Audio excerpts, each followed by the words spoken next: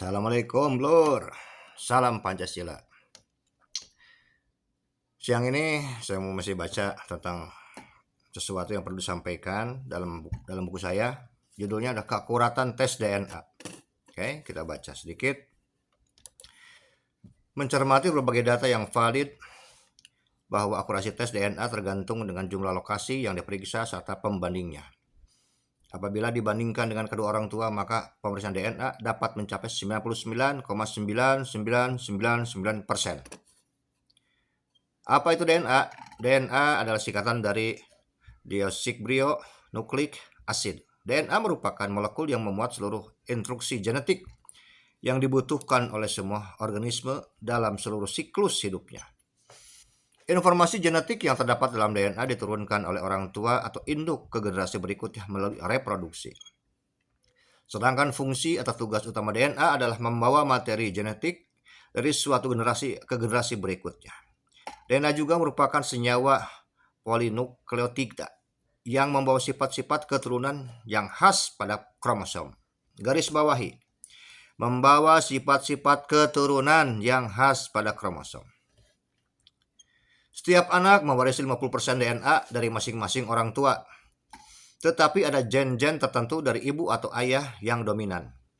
Ini alasan mengapa kulit si bungsu bisa gelap seperti ibunya, tapi punya karakter wajah lebih mirip ayahnya. Atau sebaliknya. Pada anak, golongan darah yang dimiliki belum tentu mengikuti sang ayah. Hal ini disebabkan golongan darah yang dimiliki oleh anak cenderung mengikuti gen yang lebih kuat di antara ayah atau ibunya. Dengan penjelasan para ahli di atas, saya perlu terangkan hal lainnya menyangkut sekelompok orang yang lebih memilih jalur nasab dari ayah dan menolak jalur nasab dari ibu. Adalah sesuatu yang mustahil dilakukan, kecuali atas dasar fanatisme dan kebodohan. Misalnya, ada seorang Syarif atau Said atau Habaib yang kulitnya putih seperti ayahnya, tapi wajahnya mirip ibunya.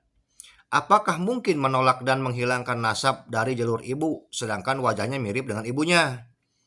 Dan sudah dikatakan sebelumnya bahwa setiap anak mewarisi 50% DNA dari masing-masing orang tua. Tetapi ada gen-gen tertentu dari ibu atau ayah yang dominan.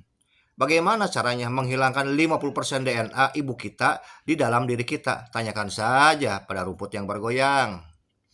Sebelumnya sudah diterangkan bahwa fungsi atau tugas utama DNA adalah membawa materi genetik dari suatu generasi ke generasi berikutnya. DNA juga merupakan senyawa polinukleotida yang membawa sifat-sifat keturunan yang khas pada kromosom.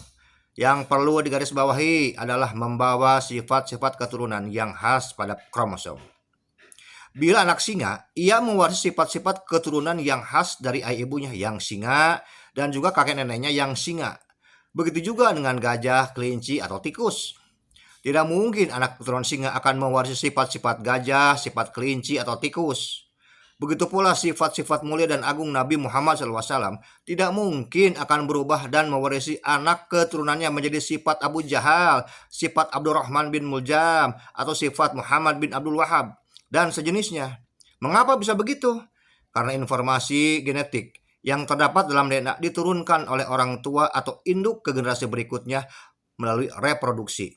Mustahil DNA orang mulia yang membawa sifat-sifat mulia akan terwarisi kepada anak cucunya dan merubah menjadi DNA odong-odong. Jadi silahkan simpulkan sendiri, ngodon, ngopi-ngopi lur.